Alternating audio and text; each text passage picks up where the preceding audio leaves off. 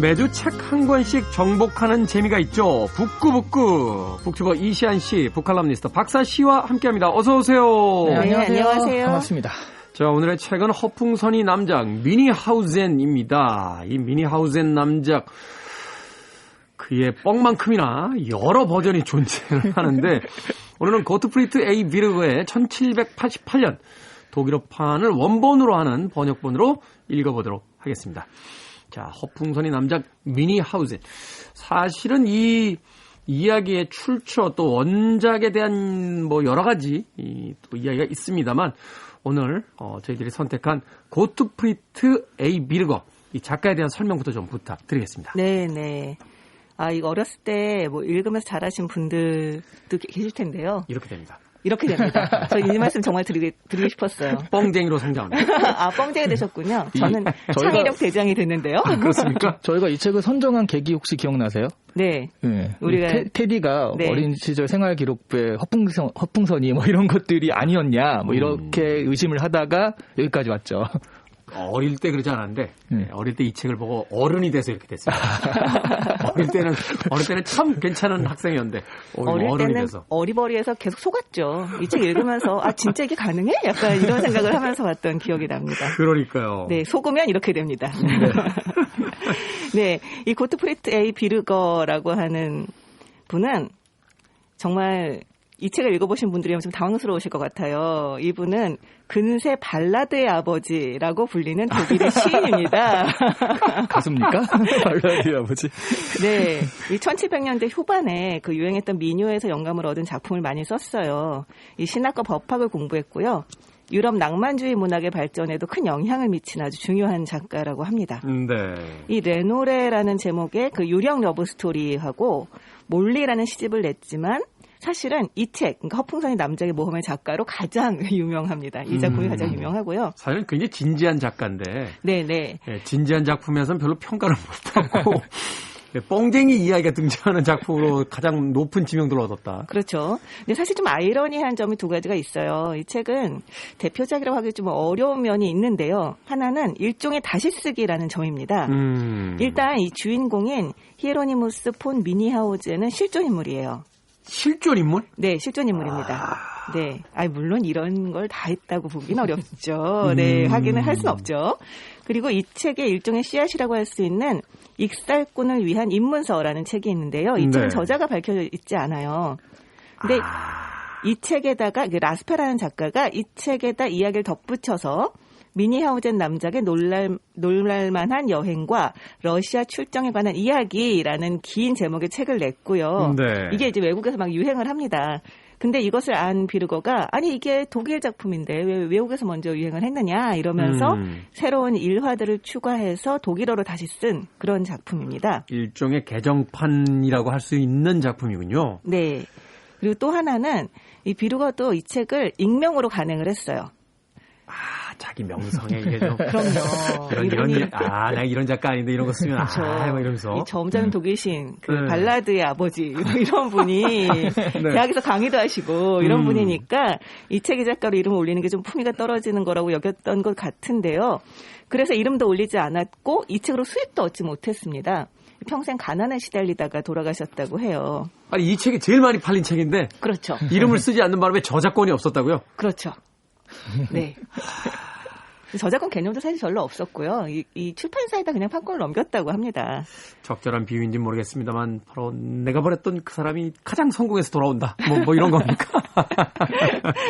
그리고 비르거가 죽은 지 4년이 지나서야 그게 원저자인 게 밝혀지는데요. 그러고 난 다음에 이 책이 그의 작품 중에 가장 유명한 작품으로 인정을 받게 되죠.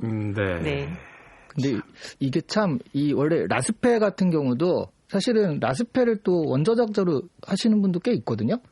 처음으로 이제 이 이야기를 이제 세상에다 이제 책의 형태로 발간한 작가. 지금 우리나라에 남아있는 허풍선이 남작 미니하우젠 이게 정식으로 발행된 게 이게 비르거판이라. 비르거판. 네, 비르거가 더 이렇게 되는데 라시페 같은 경우도 사실은 원작자다라고 주장하시는 분이 있어요. 근데 이 라시페 같은 경우는 진짜 사기꾼이었대요. 진짜 사기꾼. 네. 그러니까 이걸 하나의 작품으로 쓴 게 아니라 진짜 사람들한테 이렇게 거짓말을 해서 뭔가 이득을 취하던. 지금이야 이것이 익살로 받아들여졌겠습니다만 과거의 어떤 그 사람들의 지적 수준이라든지 이런 것들을 봤을 때는 실제로 이런 이야기들 이제 믿는 사람들이 있을 거 아니에요. 저도 이 책에 관해서 좀 이것저것 찾아본 적이 있는데 아니 이런 이야기를 누가 믿었겠어라고 했는데 진짜 이 당시의 사람들이 이게 믿는 사람들이 있었다는 또 그 후일담이 있고 그렇게 따져보면 1895년도에 이제 최초의 영화가 상영이 됐는데 그게 사실 이제 그 기차의 도착이라고 이렇게 기차가 오른쪽에서 왼쪽으로 들어오는 평면이잖아요. 100년 좀 넘은 시기인데 당시 사람들이 그 카페에서 소리를 지면서 뛰어나갔다는 거예요. 기차가 벽을 뚫고 들어온다고. 그러니까 그런 어떤 지적 수준을 생각한다라면 18세기에 이 이야기 믿었을 것 같아요. 그럼요. 저는 사실 이 미니하우젠을 보면서 뭐가 생각났냐면 중국 무협 그 소설들 있잖아요. 그 도포 한 자락 탁 하면은 뭐 강풍이 몰아치고 순식간에 축지법으로 뭐 몇천 리를 가고 뭐 이런 것들이 사실은 이거나 거의 비슷하다. 자, 저희가 도대체 어떤 이야기를 하고 있는지 궁금하시는 분들이 계실 것 같은데 이제 줄거리를 만나봅니다. 여기서 이제 우리의 청취자는 이제 두 부리로 나눠지죠. 민하우젠의 모험을 믿는 청취자와 그렇지 않는 청취자. 아닙니다. 사실 이거를 지금 줄거리를 얘기하라는 것 자체가. 그러니까 저는 저 부분 느꼈는데 계속 이 줄거리를 요약하기 굉장히 어려운 그 역할을 맡으시는 것 같아요. 아니요. 여기서 안 하려고요. 안 하려고요. 이게 한 페이지 한 페이지마다 새로운 이야기가 펼쳐지는 건데 이 줄거리라는 게 사실 힘들잖아요.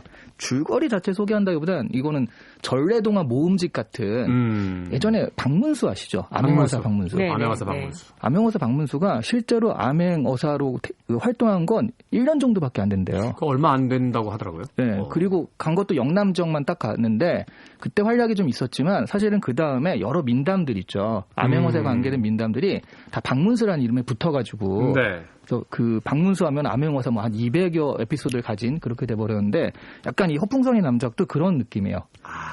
처음에 라시페가 만들고 비르거가 만들었는데 그 다음부터도 뭔가 판본에서 계속 붙어가지고 뭐 사냥꾼, 여행가로서 겪었던 모험, 경험한 이야기, 그리고 전쟁에 참여했던 이야기, 그리고 심지어 세계를 떠돌다가 달나라까지 간 이야기 이런 것들이 확장되면서 계속 그 당시에 유행하던 좀 뻥이라는 뻥은 다 여기 모여있다. 일단 뻥의 대명사가 되면서. 그렇게 만들어진 소설이다. 소설이라기보단 그냥 모음집이다라고 보시면 될 것 같습니다. 에피소드 하나라도 좀 이야기를 해주셔야 우리 청취자들이 도대체 무슨 모험을 한 거야. 이걸 이제 알게 될 테니까. 가령 이제 전쟁터에서 말을 타고 가다가 이게 말이 두동강이 난 거예요. 그러니까 뒤에가 잘렸어요, 하반신이. 왜 성에서 성문이 이렇게 떨어지잖아요. 그렇죠. 성문이 이제 적을 막기 위해서 떨어지는데 너무 잽싸게 거기를 통과하다가 그 성문에 두동강이가 난 거죠, 말이. 말이 상체만 빠져나가고 하체가 못 빠져나가는 상태에서 문이 닫힙니다. 그래서 이 남작은 이제 상체에 타고 있다가 얘가 물을 먹는데 너무 많이 먹는 거예요. 잠깐만요. 허리가 잘렸다며요. 그렇죠. 근데 물을 당연히 살아있죠. 근데 물을 먹어요? 네. 물을 헉헉거리면서 너무 많이 먹어가지고 왜 이렇게 많이 먹나 하고 뒤를 봤더니 이게 상반신이 잘려 있으니까 뒤로 다 물이 새고 있는 거죠.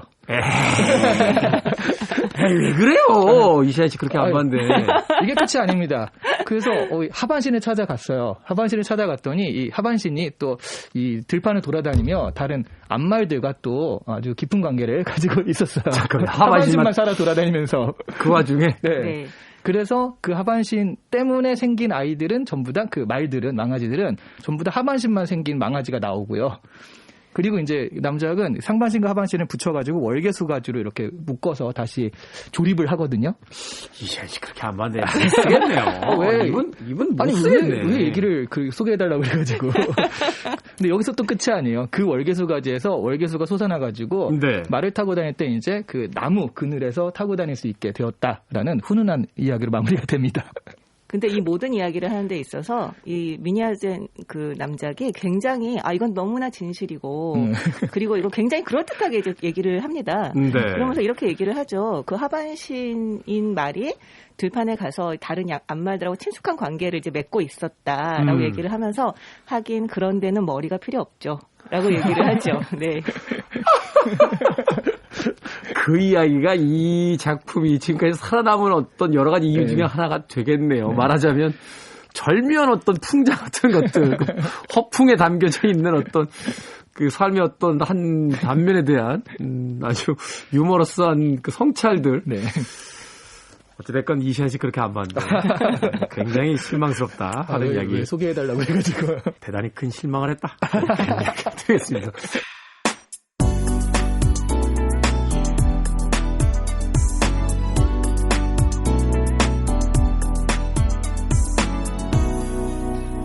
김태훈의 Freeway.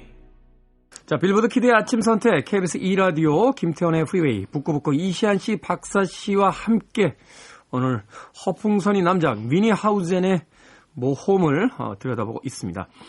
일단은 이 작품의 가장 그 재밌는 점 중에 하나가 시치미를 뚝 뗀 채 이야기한다는 겁니다. 말하자면 무슨 서커스의 광대처럼 일부러 더 재밌게 하기 위해서 허풍을 떨어낸다라면 저 사람 허풍이네라고 생각할 수 있겠습니다만 이 미니 하우젠, 그러니까 코미디의 기본인 것 같아요. 몰입. 네. 맞아요. 본인은 웃지 않는 거죠. 본인은 웃지 않잖아요. 그래서 뭐 이야기 들어보니까 이 정신과 어떤 용어 중에도 미니하우젠 증후군 뭐 이런 용어도 있다라고 하던데. 네네. 그게 이제 저런 거죠. 그러니까 이게 환자들이요 의사의 관심을 받기 위해서 병을 꾸며내는 것들을 미니하우젠 증후군이라고 하는 거예요. 네. 근데 이제 그거에 넘어가가지고 의사뿐만 아니라 우리 주변에도 있잖아요. 이른바 좀 연약한 척하고 아프고 이런 것들이 처음에는 나 좀 관심 있게 봐줘라고 했다가 아무도 관심이 없는데 아프고 그러면 너 괜찮아라고 관심을 주니까. 네. 그래서 뭐 요즘에는 이제 인터넷에서도 나 굉장히 아픈 사람이다 하는 식으로 예전에 또 유튜브에서 너튜브에서 틱장애인가? 그거 일부러 원래 아닌데 틱장애자가 아닌데 그런 척 했다가 한번 무리를 일으킨 적이 있었죠. 그런 식으로 요즘엔 인터넷으로도 확장되고 있다라고 하더라고요. 그러니까 말하자면 이제 허언증 같은 거네요. 남들에게 관심을 끌기 위해서. 네, 맞아요. 그러니까 병적으로 거짓말을 하는 거죠. 되게 그럴듯하게 이야기를 지어내는데 마침내 자신도 그 이야기에 심취해서 그걸 믿어버리는. 네. 그렇기 때문에 약간 병증이라고 얘기를 하는 거겠죠. 네. 비슷한 게 리플리 증후군이라고 거짓말, 자신의 거짓말을 진짜로 믿어버리는 게 있거든요. 그 이제 유명한 알랑송이 나왔던 영화였죠. 네. 그 태양은 가득히 블랭 솔레이라고 하는 영화. 거기 이제 주인공 이름이 리플리였으니까. 리플리 증후군. 그런데 이런 이야기들이 사실은 누군가에게 어떤 이익을 얻기 위한 사기의 방법이 되거나 혹은 남들에게 피해를 준다면 모르겠습니다만 그저 친한 사람들끼리 깔깔거릴 수 있는 이야기라면 이보다 더 유쾌한 게 어디 있겠어요. 예전에 그 영화 빅피쉬를 보는데 거의 뻥쟁이 아버지 이야기가 나오거든요. 그 아버지의 친구인 의사가 그 아들, 그러니까 뻥쟁이인 아버지를 혐오하는 그 아들에게 이런 이야기를 해주더라고요. 나는 자네 아버지만큼 이야기를 재미있게 하는 사람을 본 적이 없네. 라고 해서 그 친구의 얘기를 굉장히 받아들여주는 또 라이프 오브 파인가요? 거기서 왜 그 배에 이제 막 호랑이하고 같이 그 탔던 이야기 막 하다가 그 기자가 아니 그 얘기를 믿으란 말입니까? 라고 하니까 그럼 어떤 걸 듣고 싶나? 거기 많은 사람들이 타서 서로 죽인 이야기를 듣고 싶나? 아니면 거기 원숭이와 호랑이가 타서 거기서 살아남은 남자의 이야기를 듣고 싶나? 뭐 이렇게 질문하는 거의 참 한 대 맞은 듯한 기분이 들었었거든요. 어떻게 보셨어요? 이 미니하우젠 허풍선이 남자의 이야기. 저는 그때 당시에 개그 콘서트다 이렇게 생각을 좀 했거든요. 그때 당시에 이제 입담가, 재담가. 그리고 개그 콘서트 같은 경우에는 또 주말 일요일 저녁 때 되게 좀 재밌게 하루를 마무리할 수 있고 한 주를 마무리할 수 있고 그리고 풍자도 좀 있었고 그러면서 약간 시원한 느낌도 있었잖아요. 네. 그런 느낌이 여기서도 재미있고 그다음에 또 당시를 풍자하는 것도 좀 많이 나오고 해가지고 그 비슷한 느낌이 아니었나 하는 생각이 들더라고요. 그러니까 실존했던 그 미니하우젠 남작 같은 경우가 정말 이렇게 술집이나 이런 이렇게 사람들이 모여 있는 자리에서 아주 터무니없는 사냥 이야기를 들려주는 재담가로 유명했었다고 하거든요. 네. 그리고 이 소설도 그런 형식을 취하고 있습니다. 마치 여러 사람이 모여 있는 데에서 어떤 재담가가 자신의 이야기를 하는 것처럼 그렇게 이제 진행이 되고 있어요. 그래서 그걸 보면 사실 TV도 없고 그러니까 마땅히 이제 일이 끝나고 난 다음에 딱히 오락거리가 없는 사람들이 뭐 재밌는 거 없나 라면서 이제 슬렁슬렁 마을의 술집에 모여서 앉아서 어디 한번 뭐 오늘 무슨 일 없었어? 약간 이렇게 얘기를 할 때 나올 법한 그런 이야기들인 거죠. 그런 면에서 지금의 TV의 역할, 지금의 어떤 엔터테인먼트나 뭐 개그 프로그램의 역할을 했던 게 아닐까라는 생각은 정말 듭니다. 생각해보니까 그러네요. 우리 인류의 모든 뭐 신화, 전설, 역사도 그렇잖아요. 역사도 사실은 그래도 대놓고 얘기는 못하지만 뻥이 많지 않습니까? 뻥이. 그렇죠. 승리자의 기록이다 보니까. 그렇죠. 네. 거기에는 아주 진지하게 우리가 뭐 그리스 신화는 막 이렇게 높게 제우스가 막 번개를 막 내려보내고 막 이런 거는 막 신화야. 이러다가 왜 미니하우젠 남작이 갔다 오면 아이 뻥치지 마라. 이상하잖아요. 이건 사실은. 근데 정말 이 사람이 너무 그럴듯하게 계속 얘기를 해요. 그래서 자기가 이제 있었던 어떤 모험 이야기를 합니다. 그 뭐 사자와 호랑이한테 쫓기는데 양쪽이 쫓기다가 호랑이가 아니고 악어죠. 이 사람이 납작 엎드렸더니 사자가 악어의 입속으로 얼굴을 들이미는 바람에 이제 일단 사자도 죽고 악어도 죽고 약간 이런 이야기를 막 한 다음에 그 악어의 이제 박제가 어느 박물관에 가 있다. 막 이 얘기를 해요. 그러면서 이렇게 얘기를 합니다.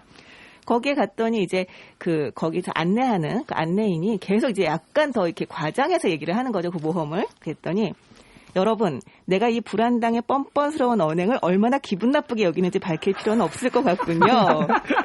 나를 모르는 사람들은 그런 새빨간 거짓말 때문에 의심 많은 이 시대에 나의 실제 행위의 진실성까지 불신하게 되겠죠.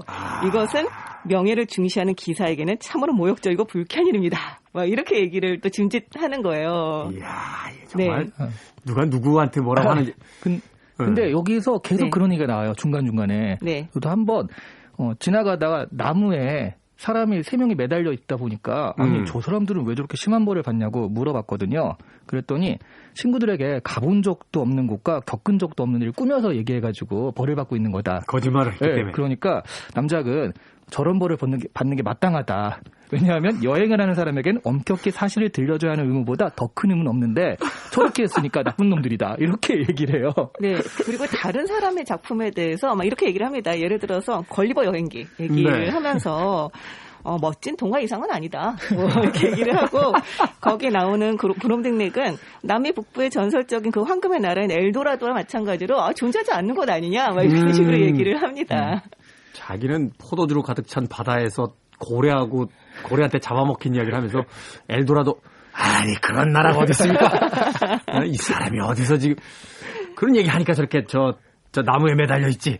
막 이런단 말이죠. 네. 근데 정말 교묘한 게 실존 인물들 이름을 계속 끼워 넣어요, 거기에. 교묘한 게. 네. 그래서 있잖아. 뭐 우리가 너무 역사를 알고 있는 사람들 얘기를 하면서 그 사람이 자기를 어떻게 했다. 그 사람과 뭘 했다. 이런 식으로 얘기를 하니까 정말인가? 그러니까 실제와 그 허풍의 어떤 경계를 계속 이렇게 왔다 갔다 하면서 얘기를 하는 거죠. 내가 에베레스트 산에 올라갔다가 거기서 내려오는데 거기서 북극곰을 만났잖아. 그래서 간신히 살아돌아.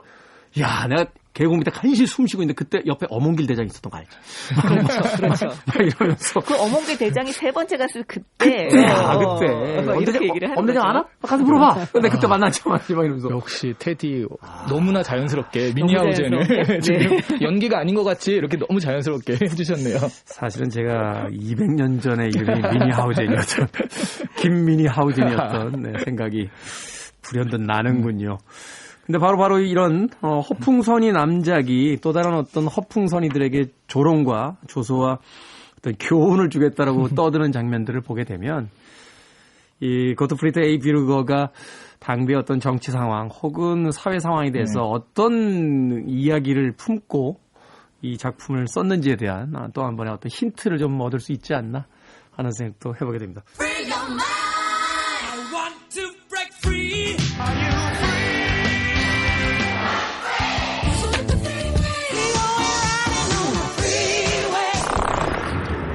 Freeway. 빌보드 키드의 아침 선택, 김태훈의 프리웨이 토요일 코너죠. 북칼럼니스트 박사씨, 북튜버 이시안 씨와 함께 책을 읽어보는 시간 북구북구 함께하고 있습니다. 자, 허풍선이 남장 미니 하우젠, 앞서 잠깐 이야기 드렸습니다만 이 시대와 사회, 또 인간 군상에 대한 풍자로 이 이야기를 또 읽어낼 수도 있을 것 같은데요. 어떻게 두 분 보셨는지요? 네, 정말 딱 이게 그때 당시를 알아야지만 어떻게 우리가 알 수 있는 풍자들도 있을 거 아니에요. 네. 근데 그렇지 않더라도 누가 봐도 이건 풍자다라고 할 수 있는 것들도 되게 현대 많거든요. 사회에 대한 풍자로 읽어도 그렇게 크게 어긋나지 않아요. 네. 어떤 섬의 폭군이 그러니까 불의의 사고로 죽게 되는 이야기가 나와요. 네. 근데 잘 죽었다 이 사람은. 왜냐하면 이 사람은 이제 폭군 짓을 많이 했고요. 그 중에서도 청년들을 훈련시켜서 옆 나라한테 팔아먹어서 돈을 버는 그런 일을 했다. 근데 이 폭군이 이런 통치 방식을 북부 지역을 여행하면서 배웠다고 한다. 그 북부 지역이 자기 나라인 거죠. 독일. 예. 그래서 여기에 대해서는 내가 더 이상 얘기하지 않겠다. 이런 식으로. 그러니까 이런 그때 당시에 그 독일에서 청년들 훈련시켜가지고 영국군한테 그러니까 군사로 이렇게 용병으로 팔아먹었다라는 그런 얘기가 있더라고요. 사실은 뭐 20세기까지도 뭐 우리도 그런 역사를 비슷하게 이제 경험했습니다만 전쟁을 통한 어떤 용병의 역사들이 있잖아요. 네. 그것을 통해서 또 어떤 원조를 받고 뭐 돈을 받고 했던 뭐 그런 뭐 유럽에서의 어떤 역사들도 있고 하니까 독일의 어떤 그런 자신의 어떤 시대에 대한 이야기를 이렇게 풍자로 또 풀어내고 있다. 네. 근데 저는 좀 너무 웃겼던 게 굉장히 이제 지적인 그 비유들도 있거든요. 예를 들어서 이 남작이 그 숲속에서 사냥을 하다가 아주 무시무시한 곰을 만납니다. 네. 그랬는데 정말 뭐 총도 없고 탄환도 없고 아무것도 없는데 부싯돌 하나만 있는 거예요. 부싯돌. 네. 그래서 이 사람이 그 부싯돌이 돌 2개를 이제 부딪혀가지고 불을 내는 거잖아요. 네. 그러니까 하나의 돌을 그 곰의 앞으로 입안으로 던져놓고요. 네. 두 번째 돌을 그 뒤쪽으로 던져놨습니다. 항문 쪽으로. 그렇죠. 네. 그래서 이 둘이 뱃속에서 만나서 부딪혀서 불이 나요. 그래서 곰을 잡는 이야기가 나옵니다. 입으로 들어가는 게 1초 만에 소화가 돼요. 네. 근데 그 이야기를 하면서 이분이 이렇게 얘기를 해요. 사람들은 이렇게 뒤쪽에서부터, 그러니까 다시 말해서 가로치고요. 즉 경험적 인식에서부터 기막히게 잘 들어간 돌이 앞쪽으로, 즉 이제 선험적 인식으로 들어간 돌과 심하게 충돌했을 때 성질 급한 학자들과 철학자들을 아주 여럿 격분시켰다고 말하죠. 라고 얘기하는데요. 이게 칸트의 인식론 얘기입니다. 그러네요. 네. 칸트의 인식론의 기본 개념을 패러디해서 얘기하는 거죠. 독일어로 약간 말장난 같은 그렇죠, 거라고 그렇죠. 하더라고요. 네. 네. 그러니까 실제 우리가 앞서 얘기했듯이 정말 술자리에서 정말 말 그대로 이제 민중들이죠. 그냥 네. 일반 사람들이 농사 짓다가 와가지고 술 마시고 하는 얘기인데 실제 이제 이런 얘기들까지 넣었다는 게 전 좀 놀랍더라고요. 칸트의 인식론까지 그 안에 담겨져 있는. 네네. 그래서 뭐 사실은 예전에 제가 참 좋아했던 미드 중에 엑스파일이라고 있어요. 그렇죠. 거기 이제 남자 주인공인 몰더는 어린 시절에 자기 여동생이 외계인에게 납치됐다고 믿잖아요. 네. 그리고 외계인의 존재를 그래서 이제 믿고 있는 인물이고. 스컬리라고 하는 또 다른 여성 요원은 이제 의사란 말이에요. 과학자. 네. 그러니까 이제 외계인의 존재를 당연히 믿지 않죠. 근데 저는 단지 이게 이제 캐릭터상의 어떤 재미를 위해서 만들어진 건 줄 알았는데 시리즈를 읽어나가다 보면 어떤 느낌을 받게 되냐면 이제 소위 이제 경험론과 합리론의 그 충돌 같은. 네. 그러니까 이론적 사고와 어떤 경험적 사고가 이제 부딪히는 듯한. 그러니까 참 이 작가라는 사람들 대단하다라는 느낌을 받게 되는 게 이런 하나의 허황된 이야기 속에서도 세상을 이해하는 어떤 두 개의 틀에 대한 것들을 이제 녹여낼 수 있다라는 거. 네.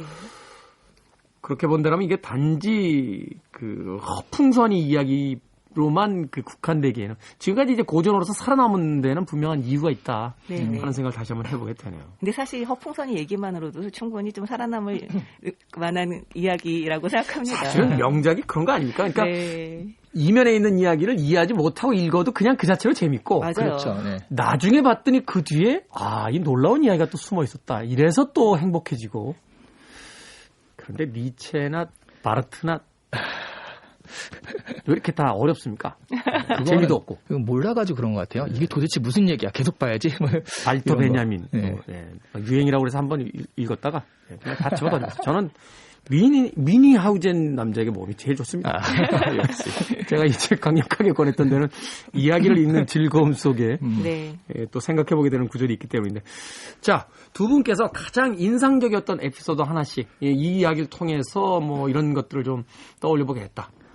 대표적인 에피소드, 뭐 이 책 안에 너무 많은 에피소드들이 있으니까 그 정도까지는 더 소개를 해주셔도 될 것 같아요. 아니 뭐 떠올려보게 됐다기보다는 제가 야 이거 진짜 웃긴데? 라는 게 대포알을 타고 적진으로 갔다가 야 내가 적진에 스파이로 잠입해서 대포알을 타고 가는데 중간에 이제 나올 땐 어떻게 나오지? 이런 생각을 하는 거예요. 네. 근데 마침 그때 적진에서도 대포알을 쏘았길래 잽싸게 환승해가지고 그 대포알을 타고 다시 돌아왔다라는 그런 에피소드가 있거든요.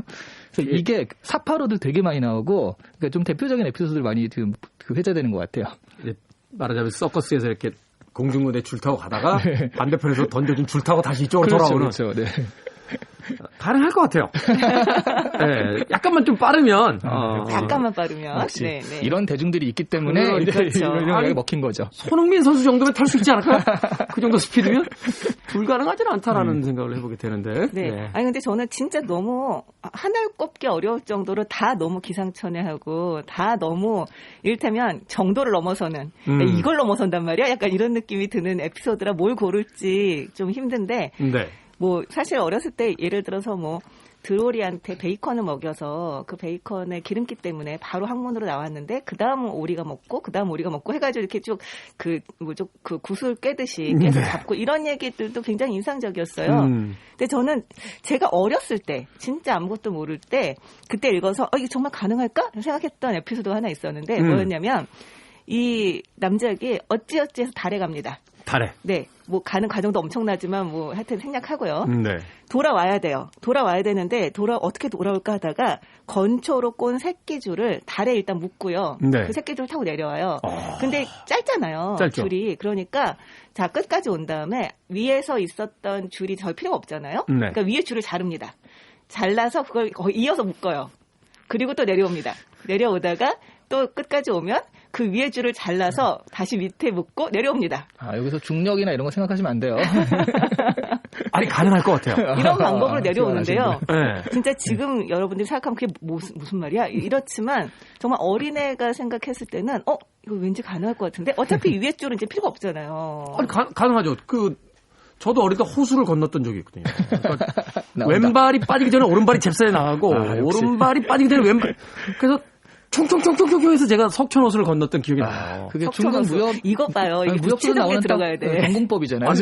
아니 지금 H 기업에 국장하고 있는 김재성이라는 제 친구가 봤어요 그때. 역시 또 실존 인물 이름을 끼워놓고 역시 빨리 배우십니다. 빨리.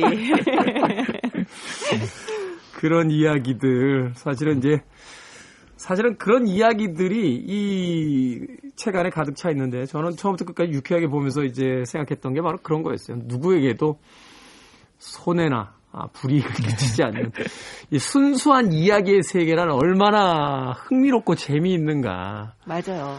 네, 이것을 뭐 누군가를 속이기 위한 이야기로서 제시됐다라면 그것은 뭐 사회에 존재하는 수많은 사이가 되겠습니다만 우리가 여유로운 주말에 자기 집 소파에 요즘처럼 날 좋을 때 봄햇볕 받으면서 이 허풍선이 남자에게 책을 읽어 나갈 때 얼마나 낄낄거리면서 인생의 어떤 즐거움을 얻을 수 있는가.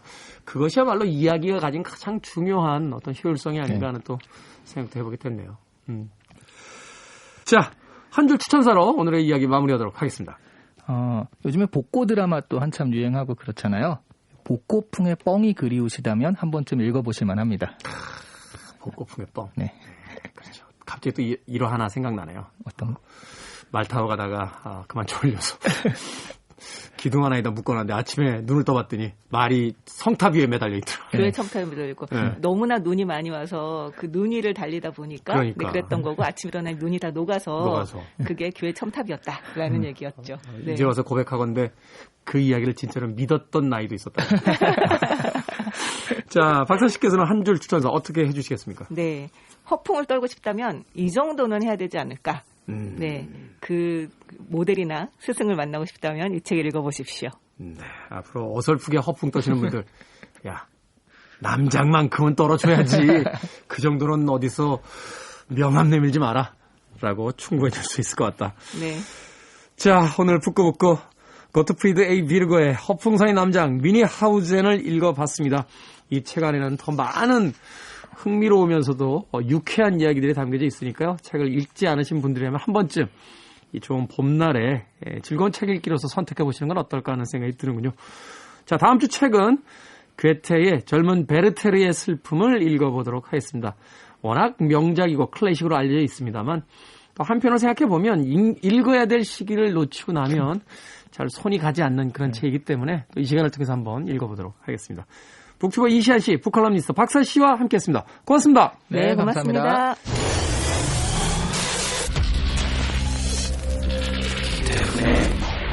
Freeway.